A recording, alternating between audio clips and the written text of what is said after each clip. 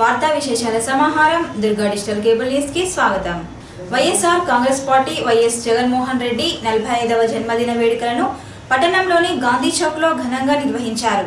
ఈ కార్యక్రమంలో పాల్గొన్న వైఎస్ఆర్సీపీ రాజన్న సిరిసిల్ల జిల్లా అధ్యక్షులు చొక్కాల రాము మాట్లాడుతూ వైఎస్ రాజశేఖర్ రెడ్డి బడుగు బలహీన వర్గాల కోసం ఎన్నో సేవలు చేశారన్నారు.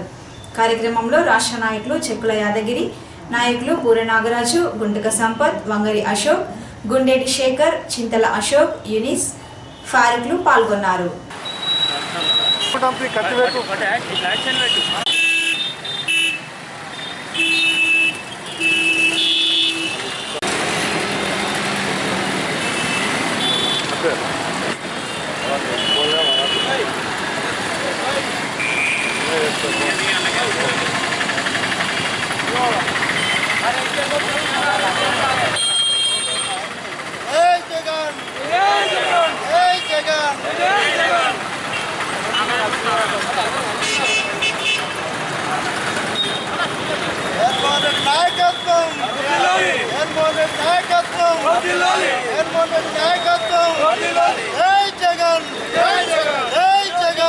ఇలా వైఎస్ఆర్ కాంగ్రెస్ పార్టీ అధినేత జగన్మోహన్ రెడ్డి గారి 45వ పుట్టినరోజు ఇవాళ సిరిసిల్ల పట్టణంలో జరపబడుతున్నది.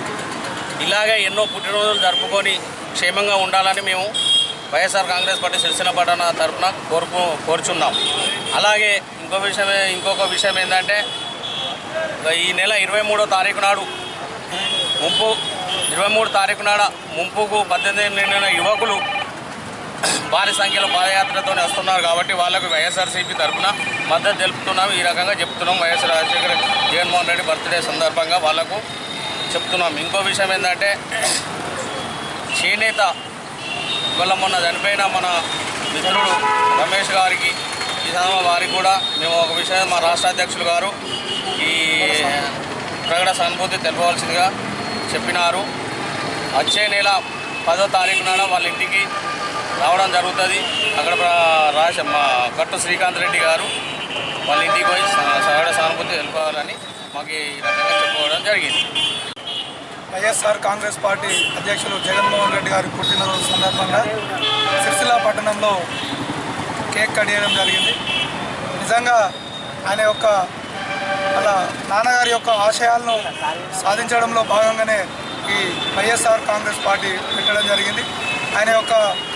వాళ్ళ నాన్న యొక్క ఆశయాలను గత ప్రభుత్వాలు కాంగ్రెస్ పార్టీ ఉన్నప్పటికీ అటు కిరణ్ రెడ్డి గారైనా లేక రోషయ్య గారైనా ఆయన యొక్క పథకాలు అమలు చేయకపోవడమే ఈరోజు ఆయన ఈ పార్టీ పెట్టడం జరిగింది. వైఎస్ఆర్ కాంగ్రెస్ పార్టీ జగన్మోహన్ రెడ్డి కష్టపడుతుందని చెప్పక తప్పదు. ఉమ్మడి ఆంధ్రప్రదేశ్లో ఉన్నప్పుడు వాళ్ళ నాన్నగారి యొక్క ఆశయాలు సిద్ధించాలని ఇప్పుడు కూడా ప్రత్యేక తెలంగాణ అయినప్పటికీ కూడా వైఎస్ఆర్ కాంగ్రెస్ పార్టీ ప్రజల తరఫున ఉండి అనేక పోరాటాలు చేయడానికి జగన్మోహన్ రెడ్డి ఆశయాలు సిద్ధించడానికి మేమందరం కష్టపడి పనిచేయడానికి సిద్ధంగా ఉన్నాం. అదేవిధంగా ఇక్కడ ఇంకా కూడా మొన్ననే వైఎస్ఆర్ కాంగ్రెస్ పార్టీలో అనేక మంది యువకులు జాయిన్ అవుతారు. అంటే ఈరోజు రాజశేఖర్ రెడ్డి గారి యొక్క ఫీజు రియంబర్స్మెంట్ అయితేనేమి, ఆరోగ్యశ్రీ అయితేనేమి, అలాగే అనేక పథకాలు ఇలా తుంగలు తొక్కారు కాబట్టి ఇలా వైఎస్ఆర్ కాంగ్రెస్ పార్టీకు జనం మొగ్గు చూపుతున్నది. కార్మికులు ఆత్మస్థైర్యం కోల్పోయి ఆత్మహత్యలకు పాల్పడవద్దని రాజన్న సిరిసిల్ల జిల్లా చేనేత జౌళి శాఖ అసిస్టెంట్ డైరెక్టర్ వి అశోక్ రావు అన్నారు. పట్టణంలోని శాంతినగర్లో ప్రభుత్వ వైద్యశాలలోని మనోవికాస మరియు కౌన్సిలింగ్ కేంద్రం సైకలాజిస్ట్ డాక్టర్ పుణ్యం చందర్ ఆధ్వర్యంలో మ్యాక్స్ సొసైటీ కార్మికులకు ఆత్మహత్యల నివారణపై అవగాహన కల్పించారు. కార్యక్రమంలో కమ్యూనిటీ ఫెసిలిటర్స్ హర్షనపల్లి శ్రీకాంత్, ఆడపు నరేష్, శాంతినగర్ పద్మశాలి సంఘం అధ్యక్షులు బొల్లి నారాయణ, మ్యాక్స్ సొసైటీ అధ్యక్షులు వేమ్ల మల్లేశం, చక్కని రవి, దూస అశోక్, మనోవికాస కేంద్రం సిబ్బంది ఆసాములు పాల్గొన్నారు. సమగ్ర అభివృద్ధి సాధించుటకు నగదు రహితం ఉపకరిస్తుందని తెలంగాణ గ్రంథాలయ వ్యవస్థాపక రాష్ట్ర అధ్యక్షులు ముడిగంటి సుధాకర్ రెడ్డి అన్నారు.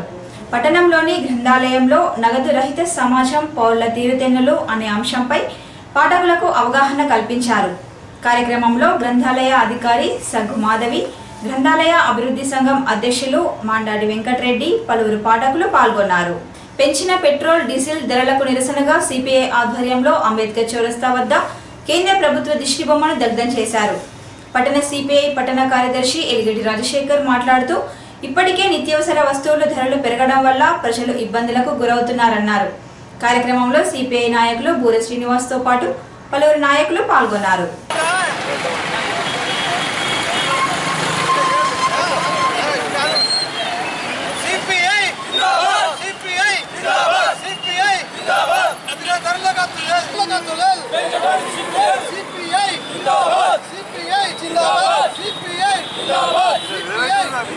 తగ్గించాలి పెంచిన పెట్రోల్ డీజిల్ ధరలను తగ్గించాలి పెంచిన పెట్రోల్ సిపిఐ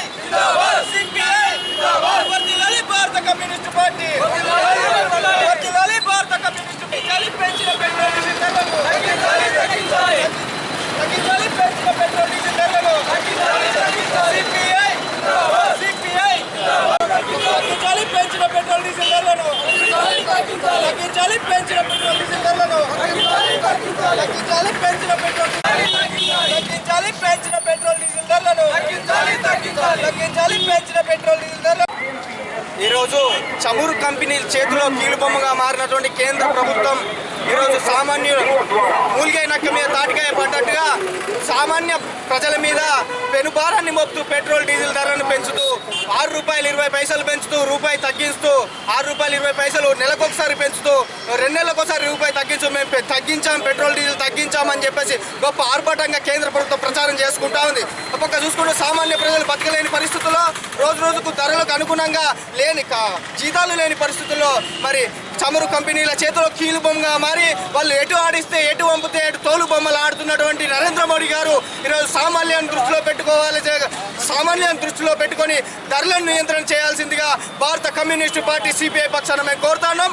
లేని పక్షంలో పెద్ద ఎత్తున ఆందోళన కార్యక్రమాలు చేస్తాం అని హెచ్చరిస్తా ఉన్నాం. దింపుకుంటూ పక్క పొద్దున్నే 7 గంటలకు వచ్చి బ్యాంకు చుట్టూ నిల్చుండి లైన్ కట్టి పోతుంటే ఈరోజు ప్రజలకు ఎంత బాధలవుతుందంటే కొందరు కార్మికులు కానీ బీడీ కార్మికులు అయితే చాలా ఇబ్బందులు గురవుతున్నారు. వాళ్ళు పొద్దున 7 గంటలకు వచ్చి 9, 11, 2, 3 గంటల దాకా నిల్చుంటే వాళ్ళకి టోకన్ దొరకలేదు. మరీ ఆంధ్ర బ్యాంకు దగ్గర అయితే మరీ దారుణం ఉంది. దీని మీద జిల్లా కలెక్టర్ గారు కానీ ఇక్కడ పోలీస్ సిబ్బంది కానీ పట్టించుకొని ఇక్కడ ఉన్న ప్రధానంగా మన జిల్లా కలెక్టర్ గారు దీన్ని చొరవ తీసుకొని ఈ బ్యాంకుల ముందు ఈ కార్యక్రమం ఏదైతుందో వీళ్ళందరికీ కార్మికులందరికీ టోకన్లు చెల్లించి ఈ నగదు బదిలీని రద్దుపరిచి యథావిధిగా వాళ్ళందరికీ బ్యాంకులో కాకుండా నేరుగా వాళ్ళకి డబ్బులంతా చర్య తీసుకోవాలని చెప్పి మా భారత కమ్యూనిస్ట్ పార్టీ సిపిఐ తరఫున మేము డిమాండ్ చేస్తున్నాం. జిల్లాలో జరిగిన అవినీతి నిరూపించేందుకు సిద్ధంగా ఉన్నామని, దమ్ముంటే అధికార పార్టీ నాయకుల బహిరంగ చర్చకు రావాలని జిల్లా జేఏసీ నాయకులు బుస్సవేణు డిమాండ్ చేశారు. అడ్డగోలు హామీలనిచ్చి అధికారంలోకి వచ్చిన టీఆర్ఎస్ ప్రభుత్వం ఏ ఒక్క హామీని అమలు చేయలేదన్నారు. మిషన్ కాకతీయతో పాటు జరిగిన పలు అభివృద్ధి పనుల్లో అవినీతి జరిగిందని, వీటిని నిరూపించేందుకు సిద్ధంగా ఉన్నామన్నారు. నిజాలు మాట్లాడితే అనవసరంగా విమర్శలు చేస్తున్నారనడం సరికాదన్నారు. సమావేశంలో జలగం ప్రవీణ్, మునిగెల రాజు, పైరినేని రామారావు, వెంకన్న, హరీష్లు పాల్గొన్నారు. నిన్న తెలంగాణ రాష్ట్ర సమితి నాయకులు మాట్లాడిన వాళ్ళకు మతి భ్రమించిందని చెప్పడం జరుగుతుంది. నిజంగా తెలంగాణ రాష్ట్ర సమితి పరిపాలన అవినీతిని చూసి రాష్ట్ర ప్రజలకు కానీ ప్రతిపక్షాలకు కానీ మతి భ్రమిస్తుంది. ఎందుకంటే ఇవాళ మేము అడిగింది ఏంది? మిషన్ కాకతీయ కుంభకోణాలు, మరి ఫీజు రియంబర్స్మెంటు, దళితులకు 3 ఎకరాలు, రకరకాలుగా అడిగితే మా మీద మీరు ఎదురుదాడి చేయడం జరుగుతుంది. అయ్యా మీరు చాలా పెద్దోళ్ళు, మేము మాట్లాడేది అవినీతి మీద. ఎగ్జాంపుల్ ఫీజు రియంబర్స్మెంటు 3,000 కోట్ల రూపాయల ఫీజు రియంబర్స్మెంట్ బకాయిలుంటే 300 కోట్ల రూపాయలు ఇచ్చి మేము మొత్తం విద్యార్థుల తరపున అడుగుతున్నామని చెప్తాం. మరి మిషన్ కాకతీయలో మాట్లాడదాం. జలకళ వచ్చింది, ప్రజల అదృష్టం. వర్షాలు పడ్డప్పుడు కుంటల కోపుల గుంతలల్లో చెల్లరలో నీళ్లు ఉండు సహజం. అది మరి మిషన్ కాకతీయ చేయడం చాలా మంచి పని, చెడ్డ పని ఎవరు చెప్పలేదు, చెడ్డదని చెప్తలేము. మిషన్ కాకతీయలో జరిగిన అవినీతి గురించి చెప్తున్నాం. 2006 నుంచి 2014 వరకు ఏ గ్రామంలో చూసుకున్నా ప్రజలు ఈజీఎస్ కింద చిల్లరల్లో పనిచేసి 2 మీటర్లు 3 మీటర్ల లోతు మట్టి తీసి కట్ట మీద రైతులకు ఇవ్వడం జరిగింది ట్రాక్టర్లతో. మరి దాన్ని మీరు ఏం చేసిర్రు? గుంతలని లెవెల్ చేసి కట్ట మీద మొరం పోసి 40 లక్షలు 30 లక్షలు 50 లక్షలు కోటి రూపాయలు ఎస్టిమేట్లో వేయించుకొని తీసుకోవడం జరిగింది. అది మేము చెప్తాం, నిరూపిస్తాం. మరి ఈజీఎస్ కింద చేసిన పని ఏం కాలేదు. మరి మేము చేసిన పని మేమిచ్చిన అమౌంట్తో చెల్లు బాగానే అనడం తప్పు. చెల్లరే నైజాం కాలం నుంచి ఇప్పటి వరకు కొన్ని కారణాల వల్ల కొన్ని ఖరాబ్ కావచ్చు, మీరు మంచిగా చేస్తుండొచ్చు. ఎందుకంటే సమైక్యాంధ్ర ఉన్నప్పటికీ రాష్ట్రం విడిపోయినప్పుడు మన ధనిక రాష్ట్రం, మిగులు బడ్జెట్తోనే ఉన్న రాష్ట్రం, ఆ డబ్బును ప్రజల కోసం పెడుతున్నారు. స్పెసిఫిక్గా మీరు పెట్టేది ఏం లేదు. ఇలా గత ప్రభుత్వాలు ప్రజలకు చిన్న పెద్ద జాగలిచ్చి ఇల్లు కట్టిస్తే ఇలా డబుల్ బెడ్రూమ్ల పేరు మీద ఆ నర్సాపూర్లో అక్కడక్కడ ఏదో 2-3 జాగాల్లో 400-500 1000 ఇల్లు కట్టి మేము రాష్ట్రమంతా ఇల్లు కట్టినామని చెప్పుకోవడం పెద్ద శోచనీయం. ఇంకొక ఇష్యూ, మరి ఇలా మనం బాగు చేసినామని చెప్పేది ఉంటే ఎగ్జాంపుల్ తంగలపల్లి మండల మన నియోజకవర్గంలో చూసుకుంటే 40 లక్షలతో డెవలప్ చేసిన జిల్లాలో చెలరా బిందె నీళ్ళు దొరికే పరిస్థితి లేదు. అదేవిధంగా ముస్తాబాద్ 1 కోటి రూపాయలతో ముస్తాబాద్ చెరువు చేస్తే అది కట్టదగిపోయి ఆడ నీళ్ళు లేవు. అట్లా చాలా చెరువులు ఉన్నాయి, గుంగవాడిపోతున్నాయి.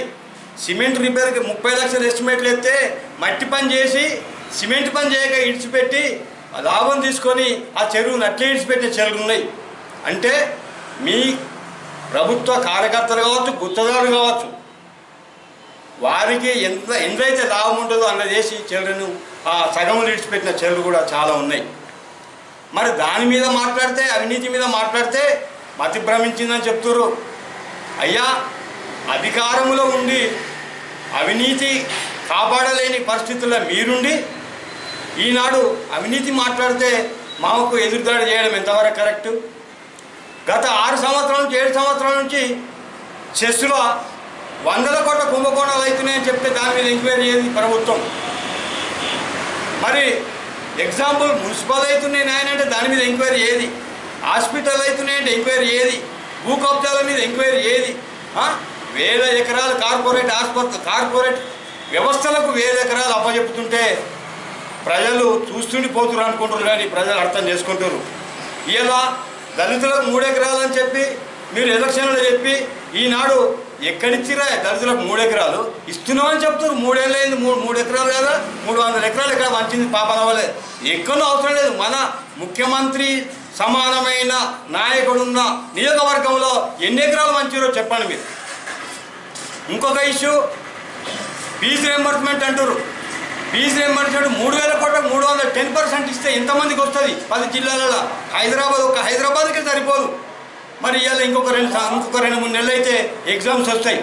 మరి వారి గురించి ఆలోచిస్తలేరు. మరి రైతులకు ఆనాడు రాజశేఖర్ రెడ్డి ఒకటే సంతకముతో 1 కోటి రూపాయలను మాఫీ చేస్తే ఈనాడు 3 సంవత్సరాలు విడతల వారిగా అని చెప్పుకుంటూ మీరు చేసే అమౌంట్ ఇంట్రెస్ట్ కింద బ్యాంకులు తీసుకుంటున్నాయి. మళ్ళీ రైతులకు మా రుణం ఇచ్చే పరిస్థితి లేని కాలం ఏర్పడ్డది. ఏ రంగంలో చూసుకున్నా అవినీతి మయమైందని మేము గంటపాదంగా చెప్తున్నాం. మేము మాట్లాడే హక్కు మాకు ఉందయ్యా, మేము మాట్లాడతాం. మీరు మతి భ్రమించిందని చెప్పడము అది ప్రజలు అర్థం చేసుకుంటారు. మరి ఎక్కడో కాదు, మొదలు మీరు అవినీతి లేని సమాజాన్ని చూస్తే ఇక్కడే చూపించండి, మన నియోజకవర్గంలో చూపించండి. అవినీతి లేని సమాజం ఎక్కడ అవినీతి జరుగుతుందో చెప్పండి, ఎక్కడ కబ్జాలు జరుగుతుందో చెప్పండి. ఇవన్నీ మీ ముంగట పెట్టుకొని మమ్మల్ని అనడం ఇది ఒక శోచనీయం. ఇంకొకసారి అనవసరమైన మాటలు వ్యర్థ ప్రలాపన చేస్తే మాత్రం బాగుండదు. మేము మర్యాదగా చెప్తున్నాం. ఇప్పటికీ మీరు అవినీతి మీద ఎక్కడ చర్చకత్తారో రండి, కాన్స్టిట్యున్సీలా లేకుంటే స్టేట్లో కానీ చర్చకత్త మేము చర్చకు రెడీ ఉన్నాం. ఇలా మిషన్ కాకతీయ సిబిఐ ఎంక్వైరీ పెడితే అసలు రంగు బయటపడుతుంది. మేము డెవలప్మెంట్ ప్రతి ప్రభుత్వం చేస్తుంది. డెవలప్మెంటు వాళ్ళ అనుకూలంగా, ప్రజలకు అనుకూలంగా, పాలకులకు అనుకూలంగా డెవలప్మెంట్ చేస్తుంది. మీరు ఎండ్ల చూసినా కమిషనే ఉందని మేము గంటపదంగా చెప్తున్నాం. ఇలా సిరిసిల్ల ఏరియాలో చూసుకుంటే రీచ్లు ఏర్పాటు చేసి ఇసుకల ఎవరికి రీచ్లు ఏర్పాటు చేసిర్రు? ఒక పెద్ద గుత్తదారులకు మీ అనుమతులకు ఏర్పాటు చేసుకున్నారు. ఇలా ప్రజలకు ఇసుక తలాపున వాగుంటే ఇసుకుంటే 2500, 2000, 3000 రూపాయలు పెట్టి తీసుకురావాల్సిన పరిస్థితి ఏర్పడుతుంది. మీరు గది చేసుకుంటలేరు కానీ, ప్రజల కోసం ఆలోచించలేరు కానీ, మేము నీతివంతమైన పాలన చేస్తున్నాం, మీరు బాగా చేస్తున్నారో బాగా చేస్తలేరో ప్రజల కనుక ప్రజలు ఎవరికి గుణపాఠం చెప్పాలో వాళ్ళకి చెప్తుంది. దాని గురించి కాదు. ఇలా మీకు నిజంగా లోకల్ నాయకులకు దమ్ము ధైర్యం ఉంటే 600 రూపాయలకు వచ్చే ఇసుకను 2000, 2500 రూపాయలు నడుతుంది. ఆ 600 కాదు 800కి ఇప్పి దమ్ము ధైర్యం ఉంటే అది శాత కాదు. కానీ మేం చేస్తున్నాం కమిషన్ల కోసమే ఇక్కడ నడుతుంది. 2-3 సంవత్సరాల కింద ఉన్న ఒక కార్యకర్త ఇయ్యాలి ఒక్కొక్కడు కావాలని తిరుగుతుడు. ఏం వ్యాపారాలు చేసి తిరుగుతురా, ఏ బిజినెస్లు చేసి తిరుగుతురు? అవినీతి లేదని ఎట్లాంటారు మీరు? మున్సిపల్ చూసుకుందామా, హాస్పిటల్ చూసుకుందామా, కాంట్రాక్టర్లో చూసుకుందామా, చిల్లరలో చూసుకుందామా బడ్జెట్ అని చెప్పింది. ఎక్కడ మిగులు బడ్జెట్ ఉంది? ఏ మిగులు బడ్జెట్ లేదు, పాడు లేదు, జీతాలు చక్కా లేవు, విద్యార్థులకు ఫీజు రియంబర్స్మెంట్ లేదు, భూములు లేవు, ఇండ్లు లేవు, ఏది లేదు, కాగితాల మీద కలుపు. అయ్యా మేడిపండి ఎట్లయితే ఉంటుందో అదే పద్ధతిలో ఇవాళ ప్రభుత్వం ఉందని మేము చెప్తున్నాం. మరి ఇంకొకసారి అనవసరమైన ప్రేరేపణ చేస్తే మాత్రం మేము ఛాలెంజ్ చేస్తాము. గాంధీ కాడ అంటే గాంధీ కాడ, అంబేద్కర్ కాడ అంటే అంబేద్కర్ కాడ, హైదరాబాద్ అంటే హైదరాబాద్ అవినీతి చర్చకు రెడీ ఉన్నాం మేము. మీరు రెడీ ఉన్నారా చెప్పండి అయ్యా. ఇంకొకసారి మాత్రం మీరు ఇటువంటి ప్రేరేపణ చేయొద్దని కోరుకుంటున్నాం. ఇటీవల పెద్ద కరెన్సీ రద్దు నేపథ్యంలో దుర్గా కేబుల్ ప్రత్యేక కథనం.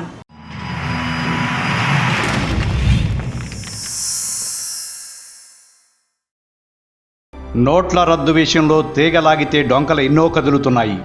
ఇది అట్టర్ ఫ్లాప్ అని ఒకవైపు ప్రతిపక్షాలు అలుపెరుగని ప్రచారం చేస్తుంటే, మరొక పక్క భయంకరమైన నిజాలు వెలుగు చూస్తున్నాయి. అసలు నోట్ల రద్దు ఎందుకు చేశారో ముందు తెలుసుకుందాం.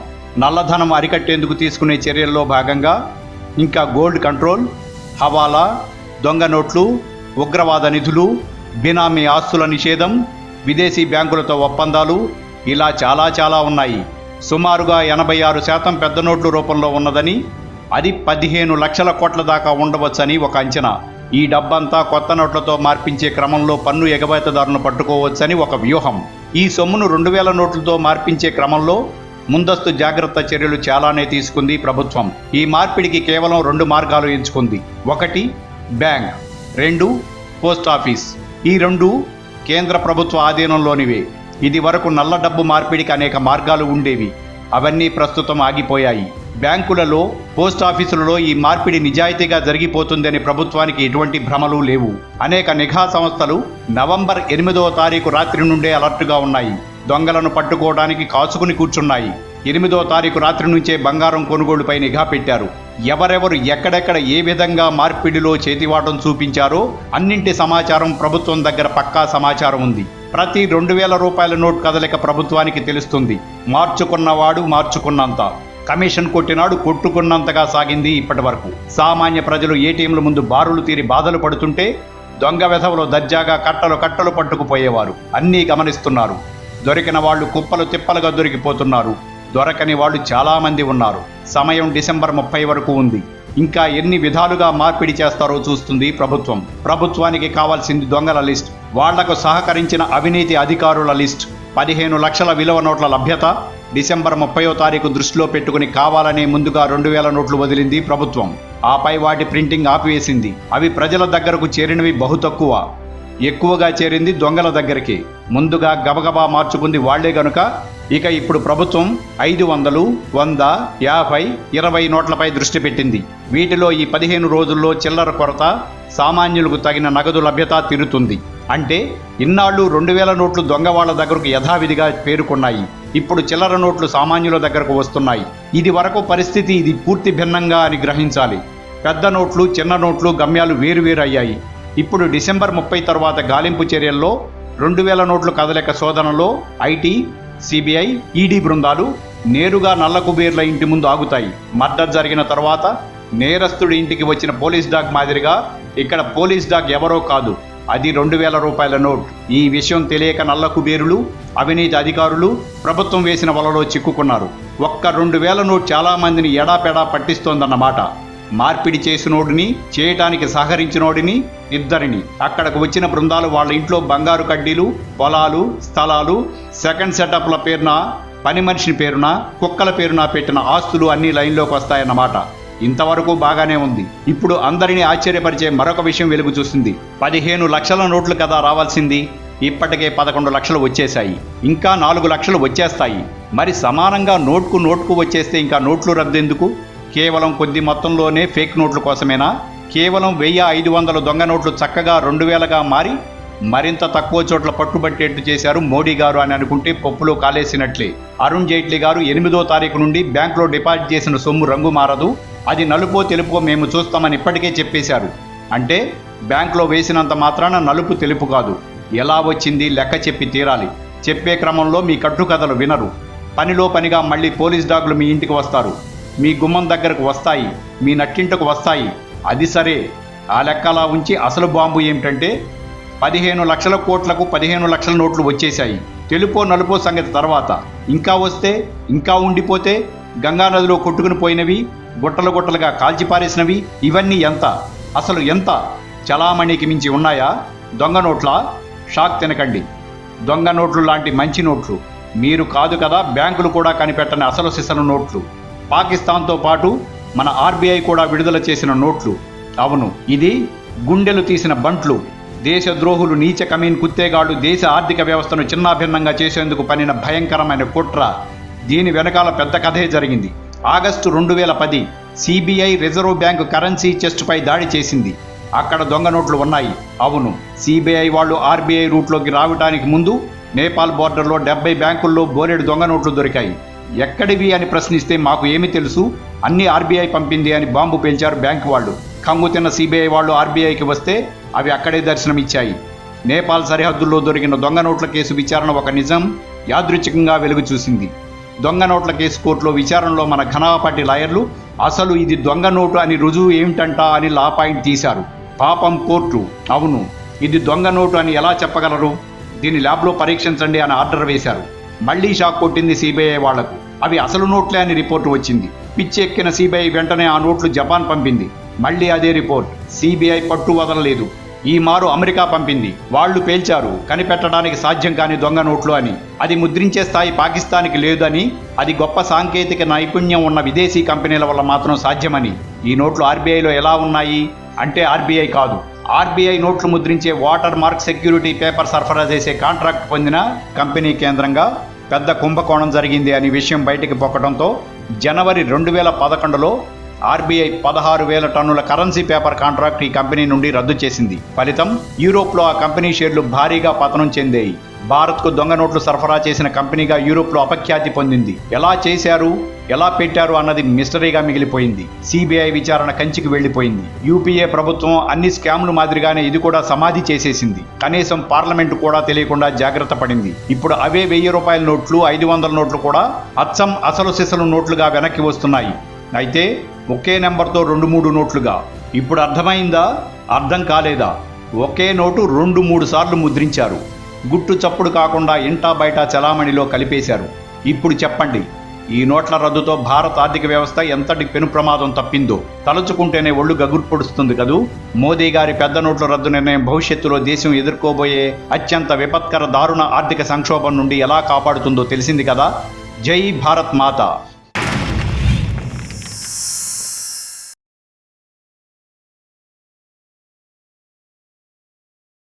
చేనేత వస్త్ర వ్యాపార సంఘ భవనంలో వాణిజ్య పన్నుల శాఖ ఆధ్వర్యంలో వస్తు మరియు సేవా పన్నుపై అవగాహన సదస్సు జరిగింది. ఈ సదస్సులో కరీంనగర్ డిప్యూటీ కమిషనర్ శివనారాయణ, వి అమర్ నాయక్, ఎం విజయ్ కుమార్, శ్రీధర్, డీసీటీఓలో ప్రయోధరాణి, అయేషా సిద్దికి, మురళి, పలువురు వ్యాపారులు పాల్గొన్నారు. ఈ వార్తలు ఇంతటితో సమాప్తం. నమస్కారం.